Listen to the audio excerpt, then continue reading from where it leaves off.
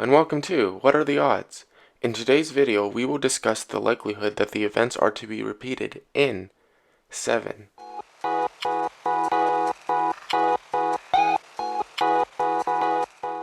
We will use another split to determine the answer.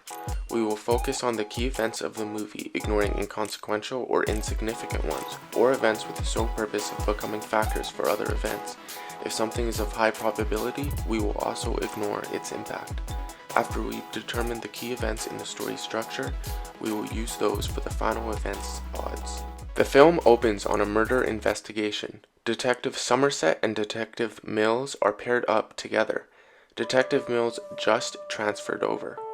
On Monday, Detective Mills and Somerset get assigned to their first case involving the yet-to-be-discovered serial killer.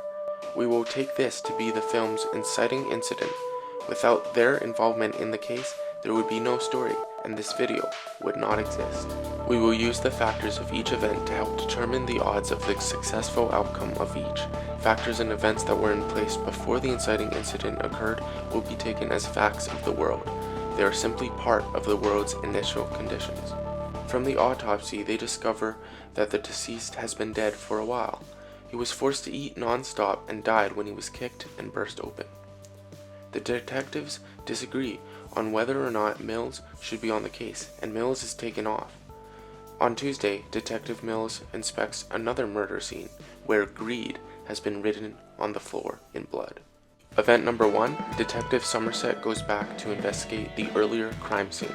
Factors include moving the fridge. He moves the refrigerator and finds gluttony written on the wall in grease. When they discuss how there will be 5 more deaths, Somerset wants off the case as he is retiring soon. Mills takes the case. Late at night, Detective Somerset does some research and drops off his findings on Mills' desk. Wednesday, Tracy, Detective Mills' wife, invites Detective Somerset over for dinner. We find out the detectives' full names, David Mills and William Somerset. After dinner, the detectives discuss the case.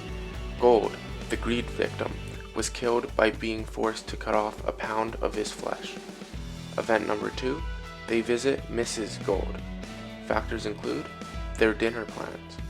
They find out that one of the paintings in the office had been flipped upside down. They find fingerprints behind the painting. They spell out "help me" and aren't the victim's prints. On Thursday, the prints turn out to be Theodore Allen's. Detective Somerset doubts that Theodore is their killer. Event number 3, when SWAT arrives, they find another body. This time, the sin is sloth, which is written on the wall behind the bed. Factors: finding the message. Detective Somerset finds a photo dated from 1 year ago, presumably taken by the actual killer. Suddenly, Theodore sprouts to life and is taken to the hospital. Event number 4, some dipshit photographer shows up and is turned away by Mills. Factors include timing and the spelling of Mills' name. There was a ton of drugs found in Theodore's system. He's chewed off his own tongue. His condition is so bad that he'd die of shock if light were flashed in his eyes. Friday, Detective Somerset meets Tracy at a diner. Tracy reveals she is pregnant but feels isolated at the moment and doesn't want to burden her husband at this time. The detectives go to the library to do more research on anything pertaining to the 7 deadly sins. Later, they meet someone and pay him. Detective Somerset reveals that he is a friend from the bureau. He reveals that the FBI keeps track of reading histories of those that check out flagged books. Based on the information they get, they go to Jonathan Doe's apartment. Event number 5, a man appears in the hallway and opens fire. Mills gives chase, but the suspect gets away. Factors include the chase sequence. Later, they discuss how they need a warrant. Mills doesn't give a damn. However, they have no reason to be there, and they can't use the reason they acquired from the FBI. Mills kicks down the door, and they end up paying a lady to fake and act as a witness. After sweeping the apartment, forensics still can't find a single fingerprint.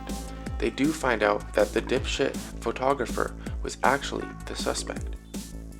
The police get a sketch out of the suspect. John calls the apartment and Mills picks up. He says he is going to have to adjust his schedule. They find a picture of a blonde woman, presumably one of John Doe's targets. The next day, Saturday, in a massage parlor, they enter a room with lust etched into the door. The blonde woman is on the bed and there is a man in some contraption. They interrogate the man. It turns out John Doe put a deadly contraption on the man and made him kill the woman with a blade strapped to his pelvis. On Sunday, the police receive a call. John Doe struck again.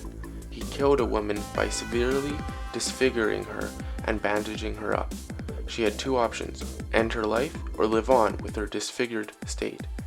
Pride was written above her in blood. Detective Somerset requests that he stay on the case for a few more days to see the case resolve. A man walks in, demanding the attention of the detectives. He is John Doe, covered in blood, and has cut the skin off of his fingers.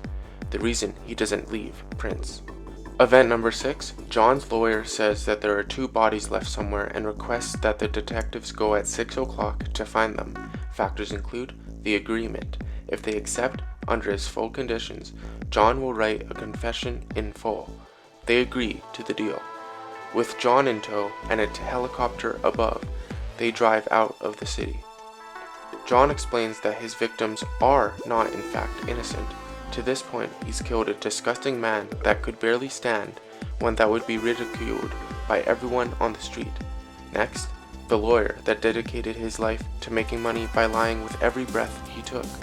Then, a woman so ugly on the inside that she couldn't bear the thought of living without her beauty on the outside. And a drug-dealing pederast and a diseased whore. When they get to their destination, the detectives follow John. As they walk, a van pulls up. The man in the van has a package for David Mills. Detective Somerset sends the driver away to have him picked up and inspects the box. There's blood on the box. Event number 7, what's in the box? Factors include the delivery, Somerset's reaction, Mills's rage, and Doe's aggravation.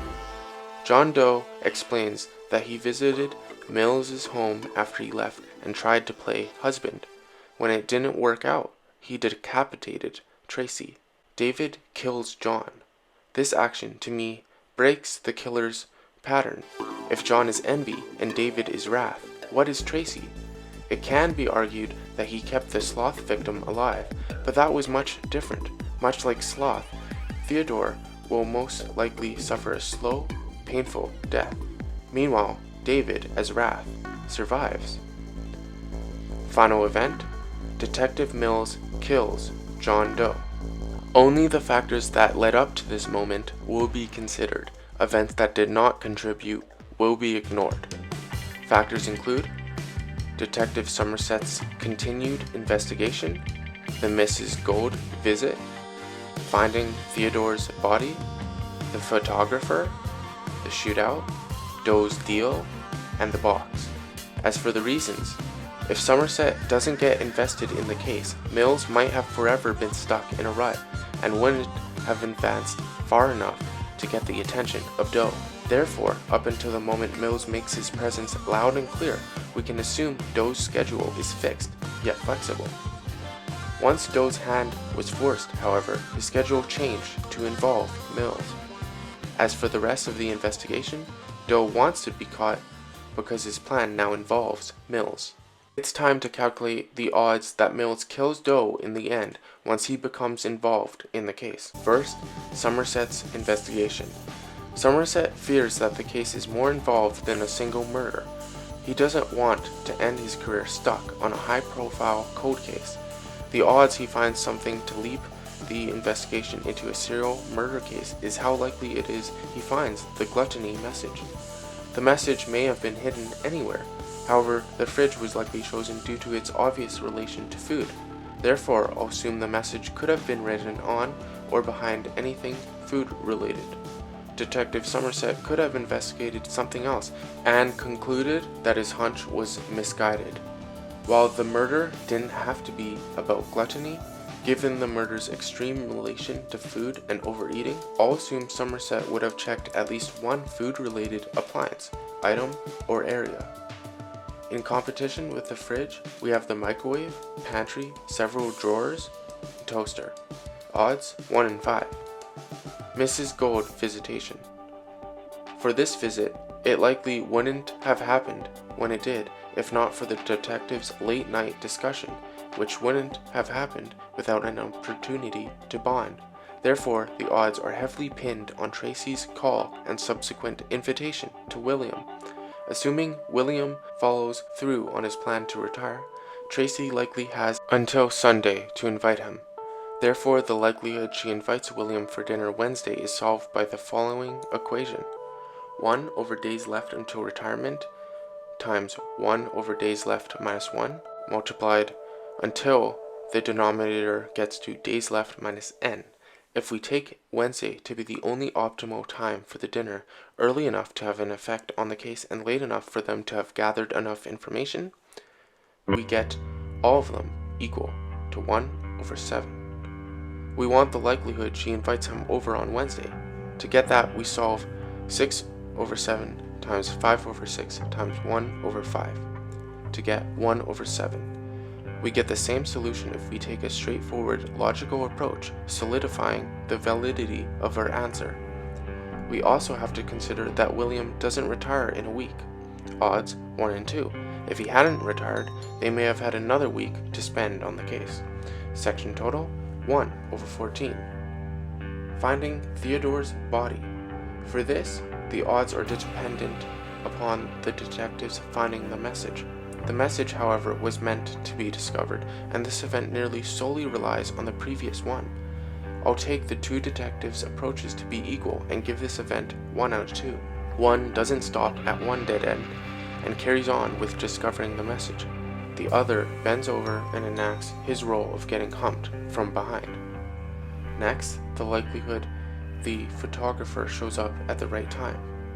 For this event, had the photographer showed up at the time when the two detectives weren't alone, perhaps Mills wouldn't have had the exact same reaction or been able to react himself. Therefore, it's reasonable that Mills and Somerset could have finished their discussion outside the room in 10 minutes or so. Doe is likely operating on a strict schedule and doesn't have much time to throw around. His objective, however, is unclear. For what purpose did he arrive? Was it solely to take pictures of the detectives tasked with taking him down? If so, I reason that he could have showed his face in a time frame of 2 to 3 hours. Taking the larger time, we get the following equation: 10 minutes over 3 hours. Now this is a matter of a simple unit conversion we can solve in the following manner. To get 10 over 180 or 1 over 18. If John could have shown up during any 10-minute window throughout a 3-hour span, the odds he shows up at a relevant 10-minute window becomes 1 over 18. Next, the shootout. The shootout's outcome could have been deadly. While I don't believe John aimed to have killed either detective, I don't doubt he would have if he had to. Therefore, I'll take a 1 in 2 for each chance for Doe to kill or severely injure either detective. We have the initial shots, the window ambush, and the vehicle ambush, to get 1 over 8. Doe's deal. There were plenty of reasons to agree to the deal. However, there were plenty of red flags. While discovering 2 bodies and John's confession are enticing, the seemingly unimportant time limit is worrying, with possible traps, ambushes, tricks along the way to their destination. Therefore, simply 1 over 2 for the acceptance or refusal of the deal. The box. There are several factors with this event to investigate: the delivery, Somerset's reaction, Mills's anger, and Doe's aggravation. The delivery could have arrived minutes too early or minutes too late. I know the driver was instructed to deliver to a David Mills right at 6. However, that doesn't mean he has to be there right at 6. If he had been there earlier or later, it would have likely thrown off Doe's plan. What's more, if there had been some guy carrying a box in the middle of nowhere ahead of the detectives, they may have been thrown off. Therefore, I'll take an hour window with 6 in the middle to be the driver's potential arrival time, with 2 minutes on either side to result in the same events occurring. Treating each arrival time independently, we get the odds of 4 over 60 or 1 in 15. Somerset's reaction, Mills's anger, and Dough's aggravation are all tethered together. Had Somerset been composed, Mills had been more calm despite his anguish, and Dough hadn't been able to further drive the wrench underneath Mills's skin, things may have turned out differently. In all, that comes to 1 and 2 to the third power, which is 1 and 8. The total for the boxes section equals 1 over 120. Let's just hope David doesn't develop short-term memory loss and go on to kill John Dees all over the place. Multiplied together, we get 1 over 5 times 1 over 14 times 1 over 18 times 1 over 8 times 1 over 2 times 1 over 120 to equal 1 over 2,419,200.